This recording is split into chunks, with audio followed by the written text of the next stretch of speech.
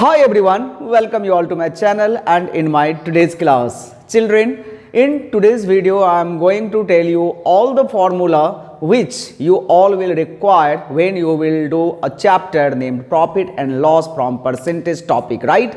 तो profit and loss का आज हम लोग यानी कि लाभ और हानि का आज सारे के सारे फॉर्मूले को डिस्कस करने वाले हैं। और ये जो पूरा का पूरा चैप्टर है this is totally based on formula. तो अगर आप फार्मूला में नंबर 1 हो तो you will not have any problem in this chapter, क्योंकि इसमें आपको एक चीज़ और ख्याल रखना है कि किस टाइप के सवाल में और कहाँ पर हमें कौन सा फार्मूला को यूज करना है।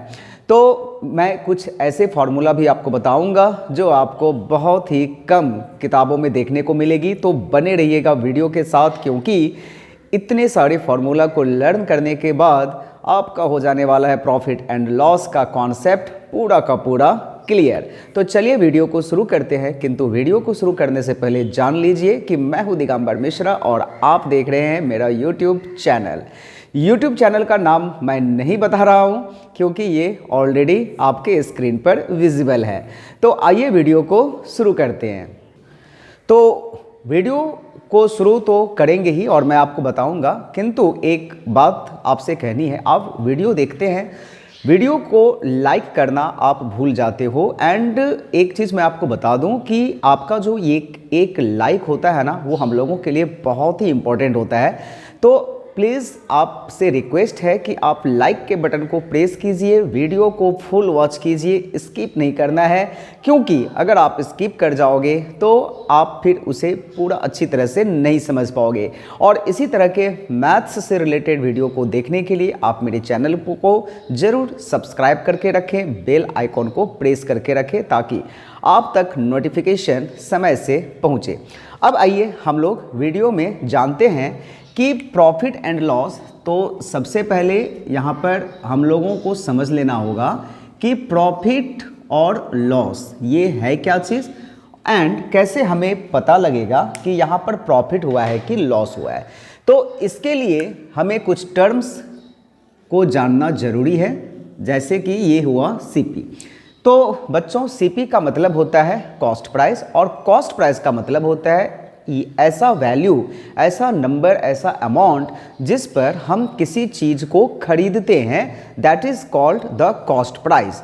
तो जिस दाम पर हम लोग खरीदते हैं उसे कॉस्ट प्राइस कहते हैं, और जिस दाम पर हम लोग उसी चीज़ को बेचते हैं उसे सेलिंग प्राइस कहते हैं।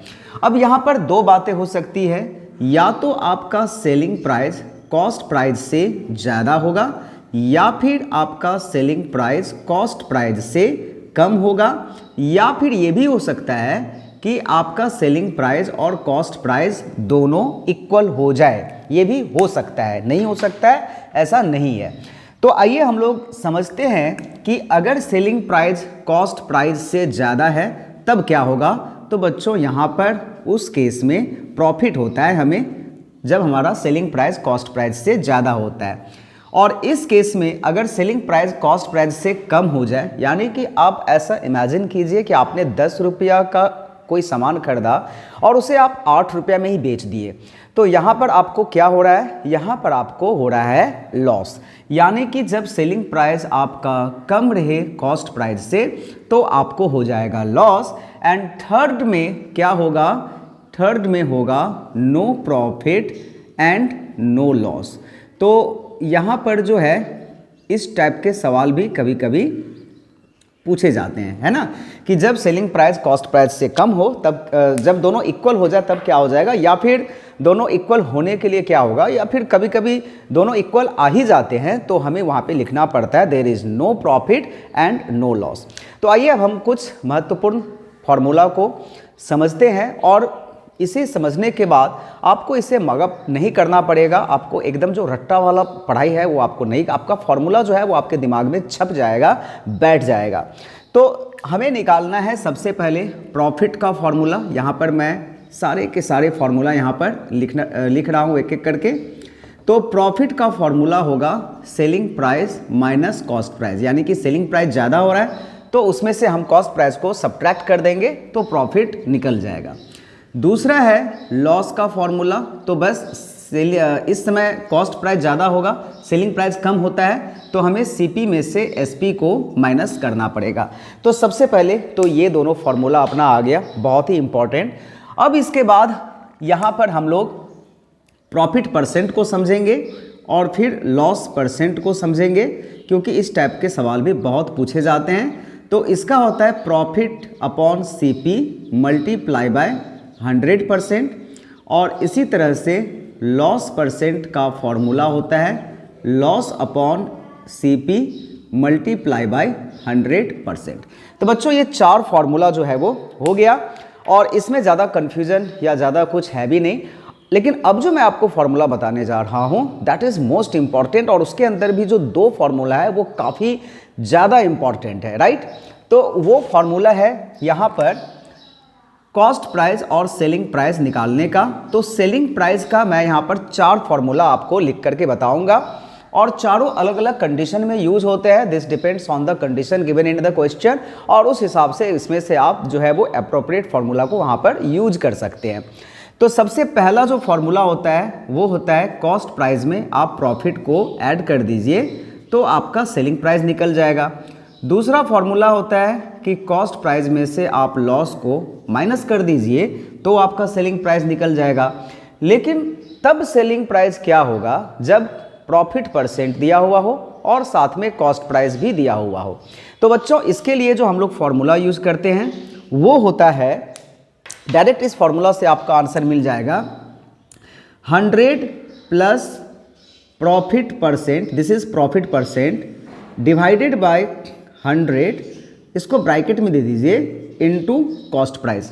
तो डायरेक्ट इस फॉर्मूला को आप यूज करोगे तो आपका सेलिंग प्राइस जो है वो निकल जाएगा।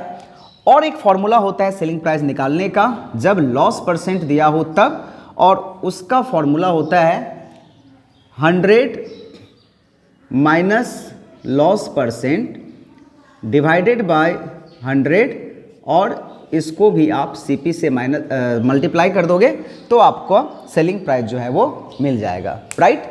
तो ये हो गया 4 सेलिंग प्राइस निकालने का फॉर्मूला। और इसी तरह से 4 जो है वो कॉस्ट प्राइस निकालने का भी फॉर्मूला मैं आपको बताऊंगा।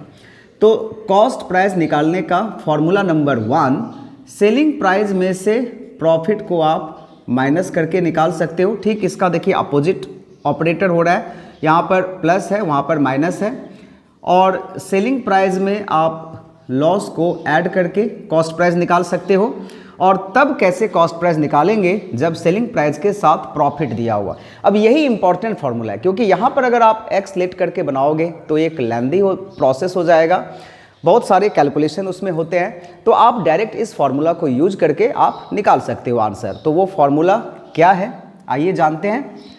सेलिंग यहाँ पर क्या करना है, 100 divided by 100 plus profit percent multiply by SP. अब देखिए ये फॉर्मूला जो है वो ठीक इसके थोड़ा सा अपोजिट में है। यहाँ पर 100 प्लस प्रॉफिट परसेंट बाय 100 था, अभी इसमें 100 by 100 plus profit percent into selling price हो गया।